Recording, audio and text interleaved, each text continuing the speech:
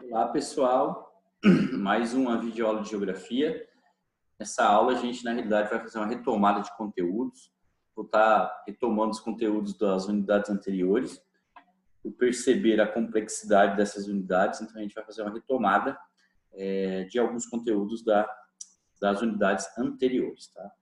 Claro que vocês vão perceber que todas as unidades elas têm uma conexão. Então, a gente tem a liberdade aqui de estar indo em uma unidade, pulando para outra unidade, retornando. Então, sempre que é necessário, o material ele acaba oferecendo essas possibilidades, né? Não é um material engessado. Então, vamos lá, sem mais delongas.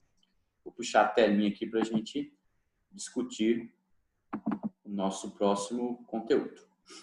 Na realidade, é uma revisitação, né? Conteúdo que a gente já havia trabalhado.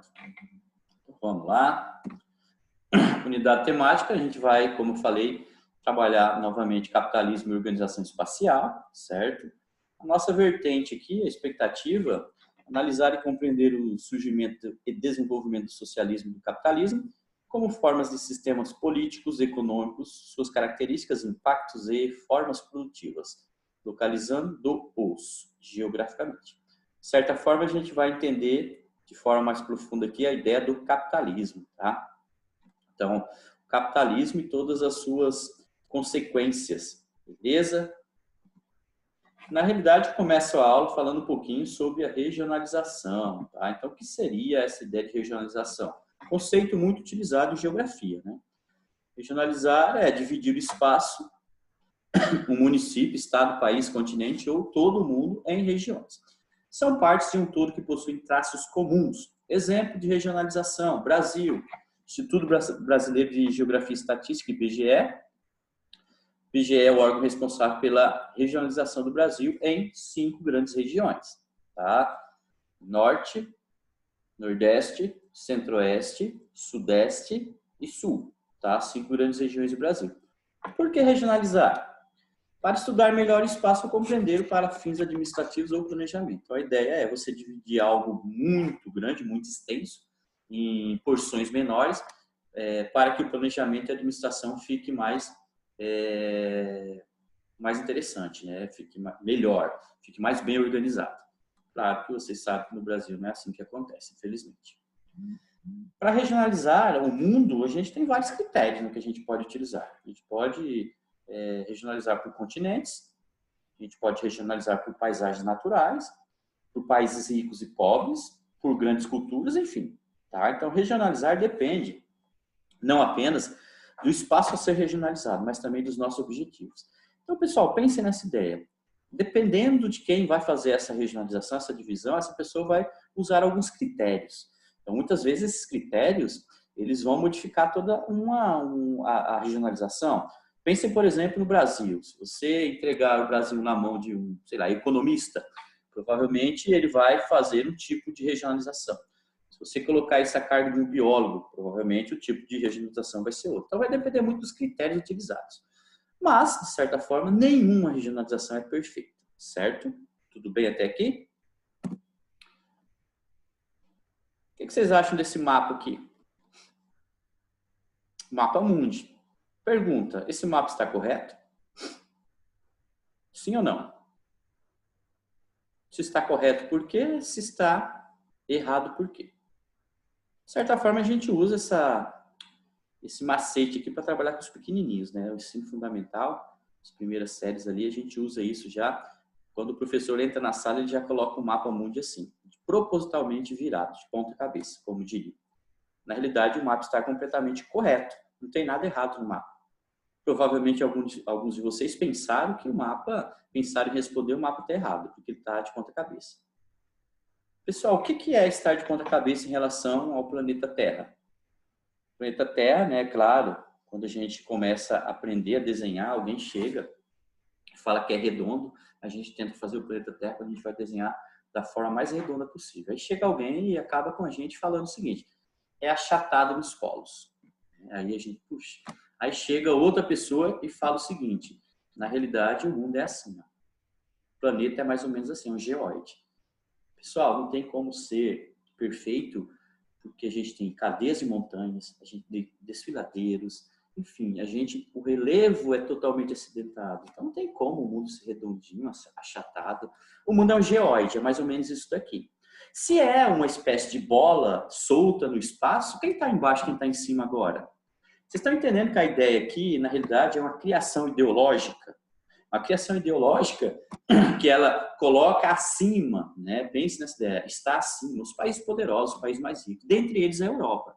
Então eles estão acima, e quem está abaixo são os países pobres, enfim, com exceção da Austrália, né? E Nova Zelândia.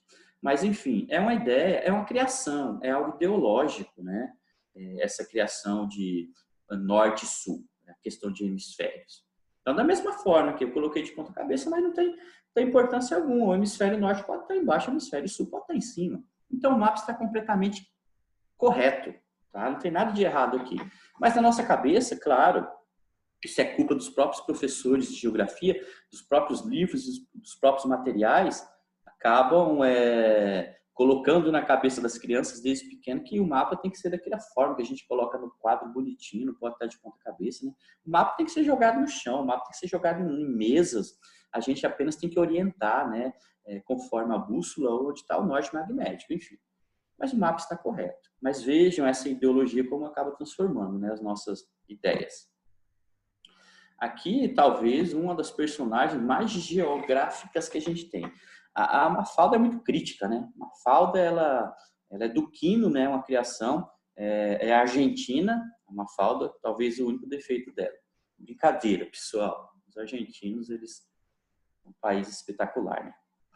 Então, a Mafalda era muito crítica. É uma criança crítica que não aceita muitas coisas. E ela tem as desilusões dela, as frustrações dela. E isso é bem interessante para trabalhar com geografia. Olha só o que a Mafalda está falando aqui. Mas, liberdade, você está pondo ao contrário. Então, olha só, a amiga está pondo o mapa ao contrário, como a gente colocou. Aí a amiga retruca. Ao contrário, com relação a quê? A Terra está no espaço, e o espaço não está em cima nem embaixo. Esse negócio do hemisfério norte ser o de cima é um truque psicológico inventado pelos que acreditam estar em cima. Para nós que acreditamos estar embaixo, continuar acreditando que estamos embaixo, o pior é que, se continuarmos embaixo, vamos continuar embaixo. Mas a partir de agora, acabou-se. E aí vem a pergunta da amiga. Onde você estava, Mafalda? E ela responde, não sei, mas alguma coisa acabou de acabar. Então essa ideia, né? O mapa é quem está em cima, quem está embaixo. Isso é bem difícil, porque é uma esfera, né, um geóide, uma esfera irregular, solta no espaço. Então, essa ideia, percebo que é algo psicológico, ideológico, né? Psicológico, como a amiga da Mafalda falou, né? Vocês entenderam? A gente está falando de estudar o capitalismo e a gente está trabalhando no mapa, né? Mas, professor, por quê? Né? A gente não vai estudar o capitalismo? Sim, mas estamos estudando os meandros desse capitalismo, né? O capitalismo, na realidade, a atuação dele, a forma, os objetivos desse capitalismo. Porque o capitalismo tem um objetivo, né? Então, é isso que a gente está estudando. A gente está estudando essa ideologia, essa questão eurocêntrica do capitalismo, tá? Então, qual mapa é mais utilizado? Mais outra provocação para vocês. Temos dois mapas aqui. Os dois mapas são cilíndricos, de projeção cilíndrica. Vocês estudaram isso daqui no primeiro ano, né? Tipos de projeção cilíndrica, cônica e azimutal. Né? Junto com isso, vocês estudaram escalas. Junto com isso, vocês estudaram tipos de mapa. Então, na realidade, esse é o conteúdo do primeiro ano do ensino médio, beleza? Inclusive, nos primeiros dias de aula, eu trabalhei justamente com isso daqui no primeiro ano do ensino médio, que é o conteúdo que pede material de vocês, do SESI, né? Então, qual mapa é mais utilizado? Olhem bem, provavelmente vocês vão falar e indicar que é o primeiro mapa, e eu concordo com vocês, é o mais utilizado, porém não é o mais correto. Puxa, mas, cara, se não é o mais correto, por que é utilizado? Porque, pessoal, a cartografia, essa criação de cartas, de mapas, ela surge com muita força na Europa. Então, os europeus saíram na frente, né? E aí, o que vai acontecer? Claro que fica todos os louros ficam com os caras. Então, eles vão puxar a sardinha para o lado deles.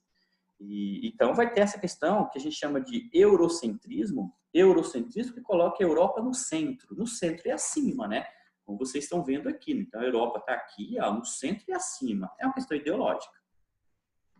O mesmo mapa aqui, só que de outro autor, o que vai acontecer? Vocês vão perceber que esse mapa é um pouco mais esticado, né? Vai esticar um pouco os continentes. Mas percebam, pessoal, esse é o mapa mais correto. Vamos ter uma ideia aqui, Brasil. Eu deixei aqui em verde para vocês. Olha o Brasil nesse mapa. Olha o Brasil nesse outro mapa. Aumentou de tamanho? Sim, aumentou. Olha o continente africano no primeiro mapa. Olha o continente africano no segundo mapa.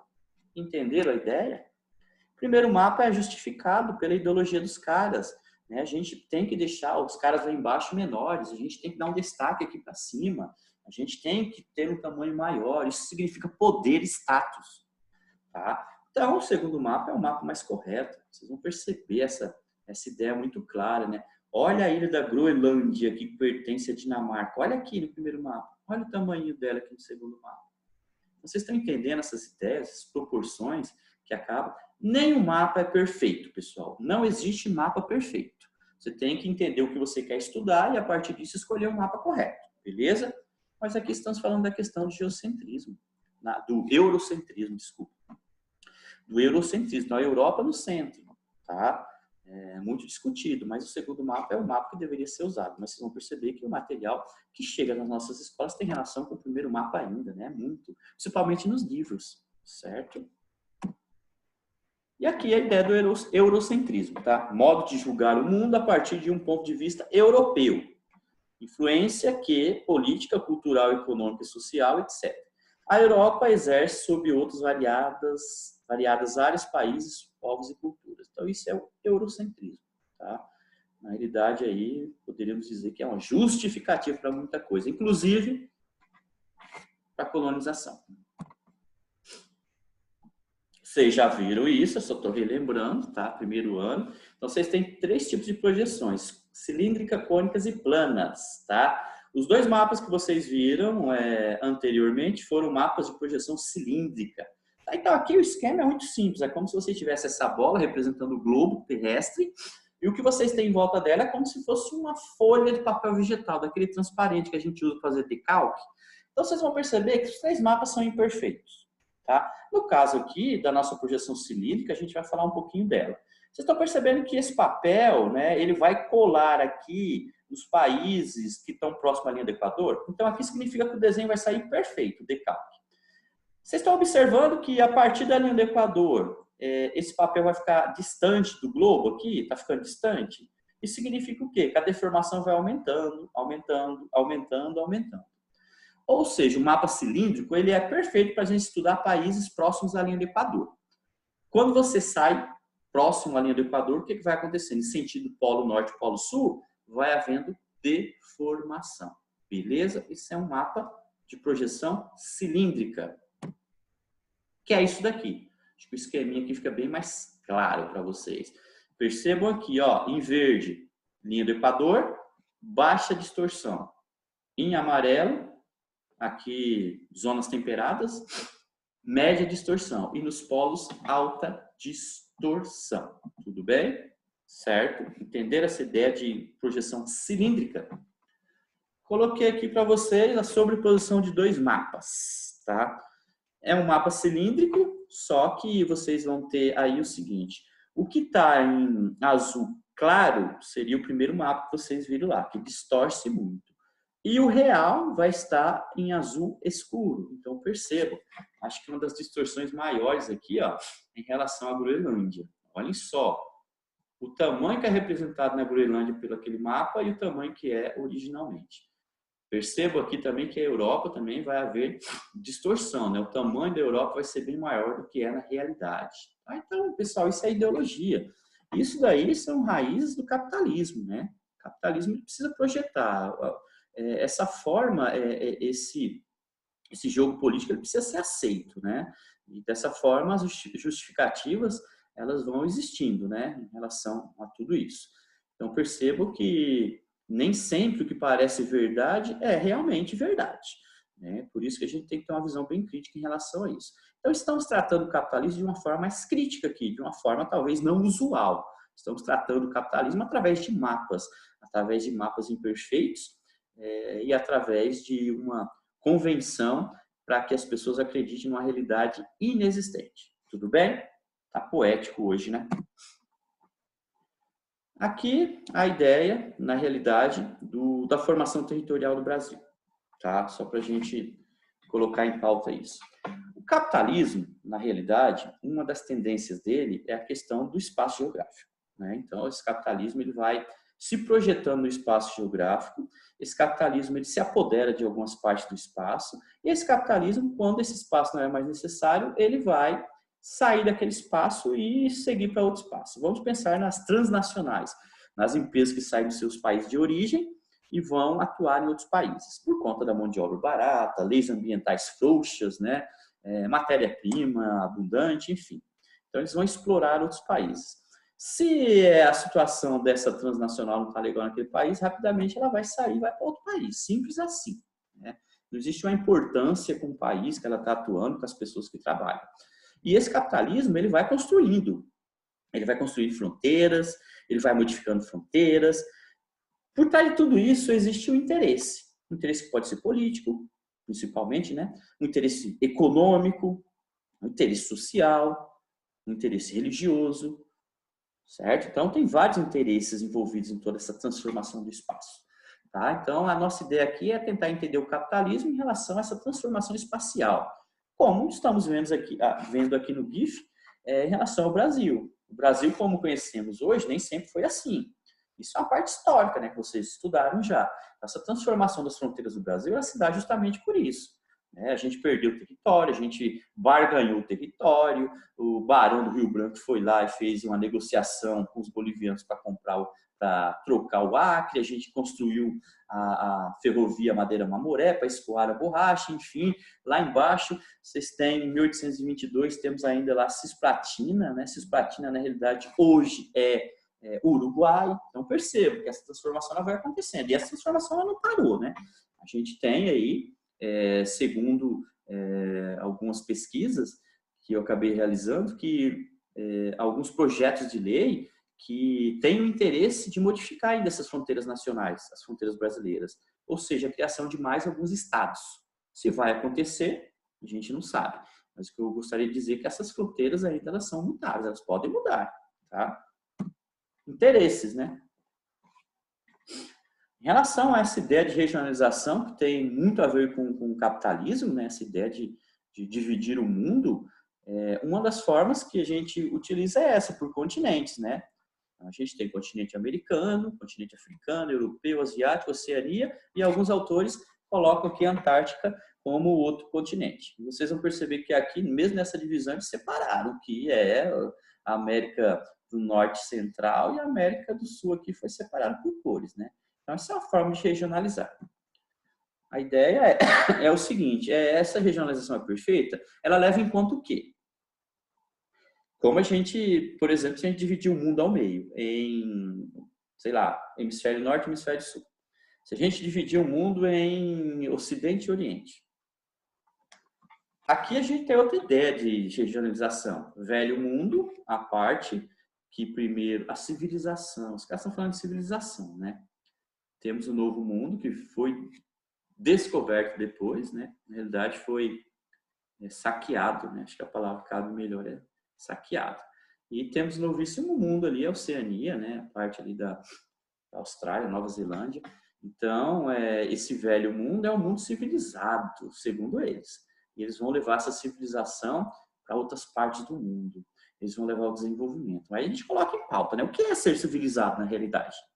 Pense nos europeus chegando aqui, naquelas caravelas, meses e meses naquelas caravelas, sem tomar banho. Os caras chegaram aqui, imagina o cheiro dos caras, com infestação de piolhos, sarna no corpo, e os nossos índios tomam, né, vários banhos por dia. Então, quem é o civilizado da história, né? E vieram com toda a culturação, né? E trouxeram Deus, né? Trouxeram o monoteísmo, uma crença em um único Deus, enfim. Então, foi um massacre, né? Foi uma lavagem de sangue, não só no Brasil, mas em outras partes do mundo. Estamos falando do capitalismo, não se esqueçam disso. E aqui essa ideia, quando surgiu a divisão norte-sul, né? Que a gente costuma falar, costuma usar esse conceito. Na realidade, essa divisão norte-sul, ela surge a partir da Guerra Fria. Então, na Guerra Fria, o que a gente tem? A gente tem três blocos aí, vamos dizer assim. Tem o primeiro mundo, olha só os caras, primeiro mundo, né, que são os países capitalistas desenvolvidos. Temos o segundo mundo, que é justamente os países socialistas, né, bloco soviético ali.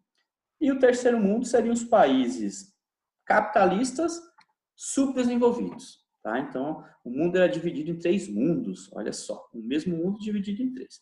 Quando é finalizada a questão da Guerra Fria, que o socialismo, de certa forma, o bloco soviético ele é quebrado, enfim, não existe mais, aí deixa de existir essa questão de segundo mundo. Se não existe segundo mundo, a gente não usa mais a expressão primeiro, segundo e terceiro mundo. A gente começa a usar a expressão países desenvolvidos e subdesenvolvidos. Percebo que há uma certa ideologia em cima de tudo isso também, né? É até pejorativo, né? Essa ideia aqui da regionalização socioeconômica, olhem só. Tá? Então, vocês têm uma linha aí que os caras ricos estão lá em cima, os caras pobres estão aqui embaixo, com exceção aqui da Austrália e da Nova Zelândia. Então, perceba essa divisão clássica em relação a países do norte e países do sul, certo? Não se esqueça que esses países aqui, eles foram saqueados por esses caras e quando houve a descolonização, se é que ela existiu de fato, esses caras foram embora e deixaram toda a bagunça aqui, né? Hoje o continente, vários continentes, claro, mas o africano sofre muito com isso, porque a bagunça que os caras fizeram aqui, promover, foi tamanha que eles não conseguiram se recuperar ainda, né? Infelizmente. Divisão internacional do trabalho, um dos aspectos também do capitalismo. O que seria a DIT aqui, né? A Divisão Internacional do Trabalho? Conteúdo que vocês também já estudaram, né?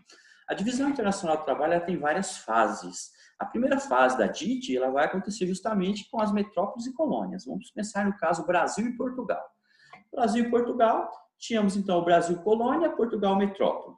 Portugal levava a matéria-prima do Brasil, né? Manufaturava, não existia indústria ainda, né? Então era manufaturado e eles revendiam esses produtos manufaturados para o Brasil colônia. Claro que eles ficariam com a maior parte do lucro. Inclusive, isso vai influenciar muito na indústria no Brasil.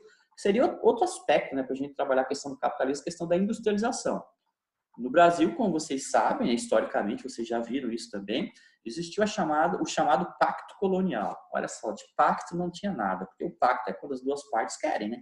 Mas esse pacto colonial, na realidade, foi uma imposição da coroa portuguesa, onde, na colônia do Brasil, não deveria existir indústrias. Claro, é lógico, pessoal, tem uma razão de ser. Se a gente construísse as indústrias aqui, a gente ia produzir o que a gente necessitava e não iria ser necessário comprar as coisas dos caras. Então, os caras queriam continuar ganhando muito em cima da gente. Eles roubavam a matéria-prima, manufaturavam e superfaturavam de volta. A gente comprava produtos muito, muito caros. Então, essa é uma das características porque a indústria do Brasil acontece muito tarde, né? Os nossos queridos colonizadores portugueses, eles impediram que essas indústrias acontecessem no Brasil anteriormente, né, para continuar esbanjando aqui de tudo que a gente tinha, né, infelizmente. E a charge, ela mostra mais ou menos isso, né? Os países lá em cima, eles continuam industrializados, superindustrializados, e a ideia aqui, o cargo, que fica a cargo dos países mais pobres é isso, né? A questão da agricultura, enfim, fornecer a matéria-prima básica para os caras, né? Então, essa seria a divisão internacional do trabalho.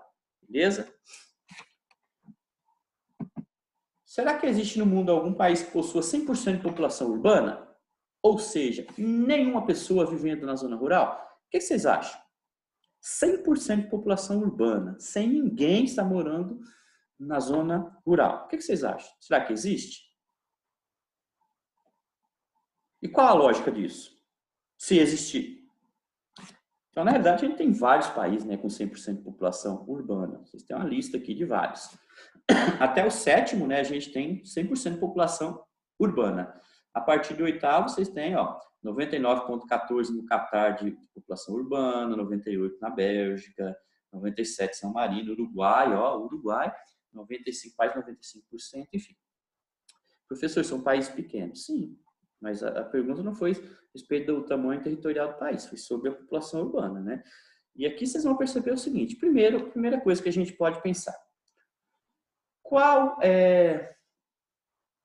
a lógica disso? Ter 100% de população urbana. Vocês concordam que esses países, se eles têm 100% de população urbana, eles vão precisar comprar o alimento que eles precisam? Isso tem lógica? Tem, e tem muita lógica. Tem muita lógica porque o produto primário, a matéria-prima, ela não agrega tanto valor. Sabe o que agrega valor? Tecnologia. Então, esses caras eles estão trabalhando com 100% de pessoas na cidade, ou seja, é muito industrializado. Eles estão produzindo os nossos computadores, os nossos celulares, enfim, tecnologia. Quando eles vendem essa tecnologia, eles vão agregar muito valor, eles vão vender esse produto muito caro. E aí eles vão precisar comprar alimento, sim, só que eles vão comprar alimento a um preço muito baixo. Vocês entenderam a ideia de divisão internacional do trabalho? Então, por exemplo, no Brasil, quando a gente questiona, né, a gente questionou em aulas anteriores, e é legal que a gente consegue ligar as aulas. A questão do agronegócio é justamente isso, a questão do agronegócio. Enquanto o mundo está indo numa vertente, o Brasil está numa vertente completamente diferente, a gente está indo na contramão, de certa forma. A gente continua tendo uma balança comercial expressiva, mas, porém, caracterizado principalmente pelo agronegócio. Então, esse agronegócio, no Brasil, ele agrega valor? Agrega valor para uma meia dúzia de pessoas. Né? Na realidade, a desigualdade social continua gritante no Brasil, tá? De certa forma. Então, essa é a ideia, né, que a gente tem. População urbana, produtos industrializados, enquanto em algumas partes do mundo é destinada essa herança maldita de produzir alimentos para os caras. Então, percebam, vocês acham que a China teria força suficiente para se tornar esse país aí gigantesco em relação à tecnologia se não tivesse nenhum país do mundo produzindo alimento para eles? Impossível, pessoal. Grande parte da produção do Brasil vai lá para os caras, né? A gente está produzindo muita soja, muito milho. A nossa soja, praticamente, os caras compram tudo. Então, percebo que isso é divisão internacional do trabalho. Tarefas que são designadas para algumas partes do mundo. Só que tem gente ganhando em cima disso, tem gente perdendo. Beleza? Capitalismo é o que a gente está tratando. Bom, geografia a gente não gosta muito de trabalhar com a mesmice. Então, a gente já vai partir para outro eixo aqui. Vamos partir para a nossa atividade, que é super simples. O que eu trouxe de curiosidade para vocês? Um chocolate mais caro do mundo. Vocês vão entender por que eu estou fazendo isso. A Suíça é conhecida por ter os melhores chocolates do mundo e eis a iguaria perfeita para fazer jus à fama. O Delafer, não sei se assim se pronuncia. É preparado com 56% de chocolate, grãos finos de cacau, açúcar, óleo de coco, manteiga de cacau, leite e baunilha. E para finalizar, com muito luxo, olha só isso. O produto é coberto com flocos comestíveis de ouro 24 quilates. Então, os caras vão colocar flocos de ouro comestível em cima do chocolate. 24 quilates, né? Aplicados à mão sobre cada chocolate. O preço para adquirir essa pequena preciosidade não passa de R$ 2.400. Tá? Então, olha só, essa caixa aí, vocês vão ter aí uns 8 chocolates aí, enfim, R$ 2.400 por esse chocolate. Estamos falando ainda do sistema capitalista, certo? Esse é um lado do capitalismo. E o outro lado do capitalismo, qual é? Vamos descobrir. Estou projetando um mapa de produção de cacau no mundo, a matéria-prima do chocolate, tá? Produção mundial de cacau. Eu acho que é muito fácil vocês observarem que hoje, quem controla a produção de cacau no mundo, olha só, por incrível que pareça, é o continente africano. É o continente africano. Então, olha só, se vocês pegarem Costa do Marfim, só a Costa do Marfim, ela é responsável por mais de 43%. Se vocês colocarem aqui Gana com quase 20% e Nigéria com mais de 5%, vocês têm aí muito mais da metade da população, da metade da produção de cacau localizada no continente africano. Tá? Ó, o Brasil entra com 4%, Equador com quase 6%, Camarões, mas veja, está aqui no continente africano. Vocês pararam para pensar que esse cara aqui, ó, esse chocolate suíço, ele não é chocolate suíço simplesmente porque a Suíça não tem pé de cacau. A Suíça ela não produz cacau. Cacaueiro se desenvolve em regiões equatoriais, tropicais, como lá na floresta amazônica, na Bahia, aqui, enfim. Então, os caras têm o melhor chocolate do mundo, só que eles não produzem chocolate. Vocês estão entendendo a lógica capitalista de tudo isso? Eles produzem chocolates, mas não produzem chocolate. Tá? Na realidade, é a matéria-prima, né? O cacau. Então, pense nessas características, que são as lógicas do sistema, certo? E a gente acredita, geograficamente, que o chocolate ele vai se tornar muito caro. E eu digo por quê? Porque o cacaueiro é uma planta sombrófila, ou seja, o cacau se adapta muito bem à sombra de outras árvores. Tá? A produção é legal. E na África, a gente está tendo aí, como no Brasil, na floresta amazônica, né, um desmatamento gigantesco. Então, quanto mais desmatamento na África, significa o quê? Que a produção de cacau, a tendência vai chegar o momento que o cacau já é muito caro, né, mas vai ficar mais caro ainda. Então, vai ser um produto aí, felizmente, consumido a um valor muito alto.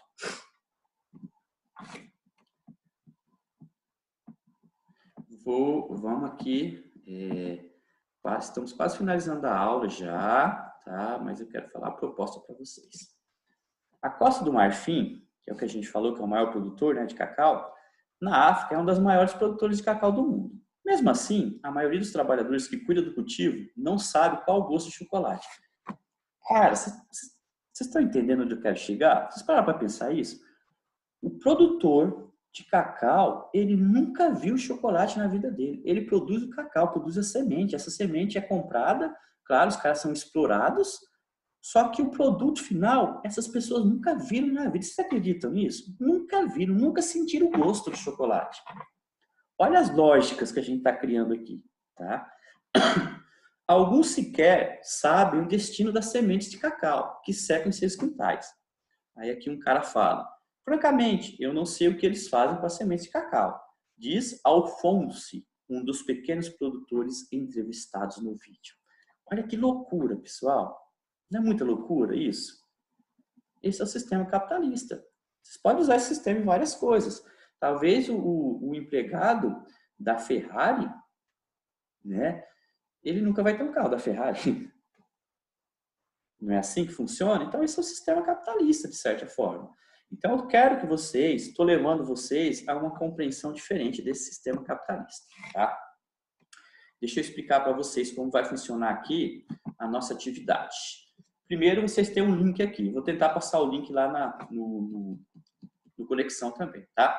O que vocês vão fazer? Vocês vão assistir esse vídeo. Esse vídeo, pessoal, ele não está dublado, ele não está legendado, ele não está nada. Mas não importa. Já vou explicar por quê. Alguns gestos, eles valem mais do que palavras, tá? Enfim, o que o vídeo vai mostrar? O vídeo vai mostrar um repórter indo até uma dessas aldeias aí, dessas comunidades lá na Costa do Marfim, que produzem o cacau. E o que o cara vai fazer, o repórter? Ele vai levar com ele barras de chocolate. E ele vai chegar lá, vai oferecer essa barra de chocolate, vai falar para os caras: vocês sabem isso daqui que vocês estão produzindo? Ele se transforma nisso daqui. E a ideia é vocês, não importa se vocês não estão entendendo o que o cara está falando, enfim, quem é bom de inglês, legal, mas a minha ideia não é essa. A minha ideia é que vocês prestem atenção no semblante dessas pessoas, quando elas experimentam chocolate pela primeira vez. Os caras mandam chocolate para o mundo inteiro, mandam matéria-prima de chocolate para o mundo inteiro, mas nunca provaram chocolate. Caras, é uma coisa muito louca. Vocês não concordam com isso? É muito... Enfim. Uma das partes que eu traduzi aqui para vocês, o cara fala assim, ó, o senhor que comeu chocolate: posso guardar essa embalagem para mostrar aos meus filhos? Cara, eu acho assim que a pessoa que não consegue se chocar diante de uma situação dessa, sabe? Eu acho que isso é muito chocante. Tudo bem que a gente fala, mas é muito, para mim é muito chocante ainda, tá? Perceber que isso acontece no mundo ainda. E a gente está falando aqui do continente africano, não precisa ir longe não. A gente fala que no Brasil tem um monte de pessoa passando fome, né? Enfim, isso para se imaginar, isso é algo terrível. Então perceba essa lógica capitalista, né? Onde esse capitalismo atua, como ele divide, tá? Certo? Como ele atua. as matérias-primas elas são necessárias, então elas vão vir de diversas partes do mundo, enfim, isso é o sistema capitalista. A gente só está fazendo algumas provocações aqui, claro, para vocês entenderem mais a fundo esse sistema capitalista. Um sistema de conexão, mas é uma conexão injusta, é uma conexão desigual. A Suécia, a Suíça, enfim, ela precisa de chocolate, ela precisa dos grãos de cacau que é produzido lá na África. Então veja essas ligações, só que são questões iguais. A gente continua ainda com a divisão internacional do trabalho, onde muitos tiram proveito e outros não têm quase nada, infelizmente. Então, pessoal, a aula é isso, tá? Terminamos a aula, espero que tenham gostado, espero que tenham aprovado essa discussão, espero que tenham gostado de como a gente está tentando transformar a geografia em algo palpável, em algo contextualizado. Penso que a pior coisa do mundo e a coisa mais difícil que existe é a gente contextualizar uma aula. Então, muitos alunos saem da aula, em alguns momentos, pensando o seguinte: por que eu estou aprendendo isso? Onde eu vou usar isso? E no máximo que eu posso, eu tento contextualizar as aulas, trazendo para vocês justamente essas vertentes, né? Tentando contextualizar com o nosso cotidiano, para que a gente entenda realmente. Provavelmente, cada vez que a gente pegar uma barra de chocolate hoje, a gente vai lembrar disso daqui, vai se perguntar e vai se questionar sobre isso. Beleza? Então é isso. Acessem aqui, copiem e acessem o link para o vídeo. Como eu falei, o vídeo não é legendado, não é traduzido, enfim, mas eu quero que vocês prestem atenção nas imagens. Elas falam por si, tá? Beijo no coração de vocês, até a próxima e fiquem com Deus. Tchau, tchau.